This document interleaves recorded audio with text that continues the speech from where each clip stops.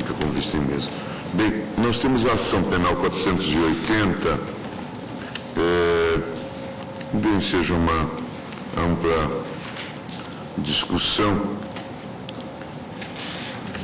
a propósito do tema da atipicidade da conduta ou da prescrição da pretensão punitiva em crime de apropriação indébita.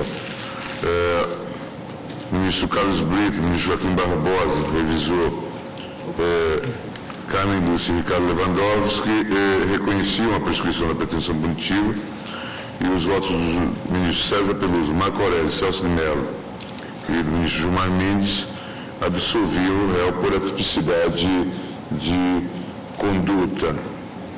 O julgamento foi adiado para colher os votos dos ministros ausentes. O ministro Eros Grau.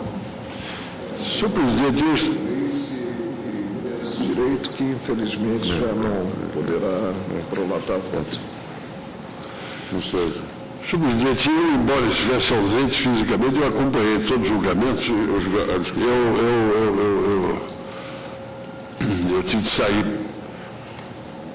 mas não fiquei impedido de ouvir todo o julgamento e tinha examinado as peças.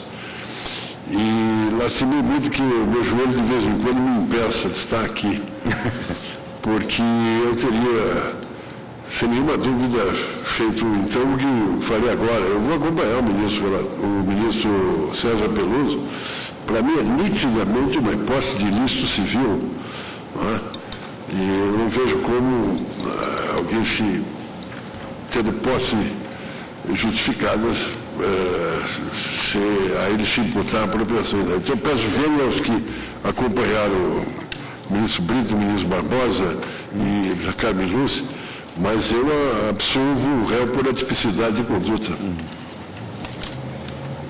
Presidente, também eu acompanhei aquele julgamento, embora não estivesse presente no momento que seria o adequado para proferir meu voto, e creio que tenho a mesma facilidade que o ministro Eros para votar em sentido contrário à Sua Excelência.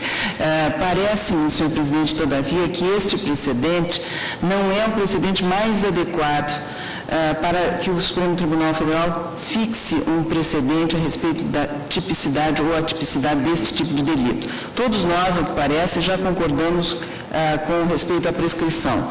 E toda a vida, enquanto juíza, o primeiro exercício que fiz ao examinar a matéria penal, antes de qualquer outro, foi verificar se realmente o delito ainda era punível ou não mais era punível. Se não fosse mais punível, poupa-se o trabalho de estar calculando pena, de estar imaginando se é típica ou não típica a ação cometida, de modo que é um atalho que costuma ser adotado pelos julgadores.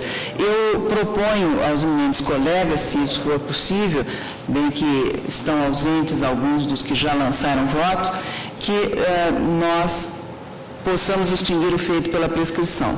E, não sendo assim, eu tenho voto escrito com relação à tipicidade. Senhores ministros. Verificado o empate, né? Porque há uma dualidade que interfere no campo dos interesses do acusado. Algo é a absolvição ante a tipicidade da conduta. E, no caso, o enfoque sobre a prescrição sempre fica no ar, né, a culpabilidade. Bom, nessa hipótese, então, é favorável ao acusado? Não fica assim? Hein? É favorável ao acusado? Não, isso é que nós estamos diante de recurso habeas corpus, né? É uma ação penal. Presidente, então eu lanço meu voto com relação à questão que ainda estava... Temos que adiar de qualquer forma. Eu, senhor presidente, eu entendi, acompanhando o douto voto proferido pelo ministro César Peluso, que, no caso, não se registra uma hipótese configuradora de tipicidade penal. E, por isso mesmo, absolvia o acusado, considerado circunstância de que ele simplesmente não incidiu em qualquer comportamento típico. E é evidente que essa é uma solução muito mais favorável ao acusado do que aquela que meramente reconhece extinta pela consumação da Constituição Penal a sua punibilidade. Se o tribunal pode caminhar no sentido de reconhecer,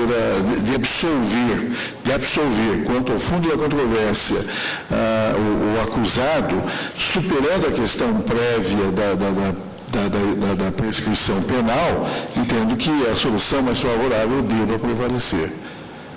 Por isso, eu reafirmo no ponto, com toda a veemência, senhor presidente, o meu voto em ordem a reconhecer ausente comportamento típico na espécie e, por isso mesmo, absolver o próprio acusado da imputação penal que lhe fez o Ministério Público. Presidente, eu gostaria apenas, para que fique, então, consignado nos autos, fazer leitura do voto em que Por favor. toco nesse aspecto da existência ou não de tipicidade e convênia do ministro Celso e dos demais colegas que assim pensam, ministro Peluso. Eu vejo que, na hipótese concreta, configura-se, ou pelo menos essa é a minha percepção, configura-se ilícito penal. Digo eu, nesse voto escrito, que, segundo Hungria, o reconhecimento da apropriação é uma quaestio facti a ser resolvida de caso em caso pelo juiz, que, entretanto, não deve tomar a nuvem por juno. Por vezes, denuncia-se ela re ipsa, por exemplo, a venda da coisa infungível recebida em depósito ou locação.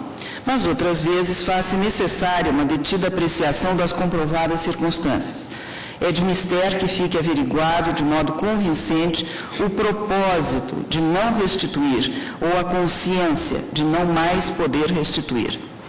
De acordo com César Roberto Bittencourt, dessa passagem de Hungria, se constata que para ele, presentes os demais requisitos, posse ou detenção anterior legítima, é fundamental examinar a subjetividade, qual seja o propósito de não restituir ou a consciência de não poder fazê-lo, que se presente pode configurar a apropriação indébita. Não é mero inadimplemento de uma obrigação ou uma simples impontualidade de uma contraprestação que pode caracterizar a apropriação indébita, mas será a má-fé na inversão arbitrária da natureza da posse que transmudará de alieno domini para uti dominis. Pois é exatamente essa má-fé que transforma aquilo que seria um ilícito civil em um ilícito penal, ou, nas próprias palavras de Hungria, a abusiva retenção ou disposição da coisa, acompanhada dessa subjetividade negativa, transforma o simples ilícito civil em crime.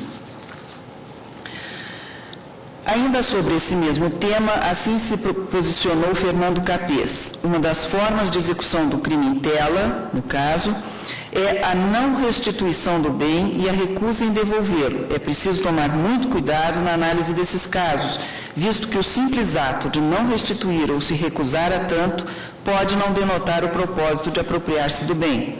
A maioria dos casos de não restituição do bem configura descumprimento de obrigações contratuais e pode ser resolvido na esfera civil. De qualquer forma, quando podemos dizer que a não restituição do bem configura o delito em tela, pergunta ele?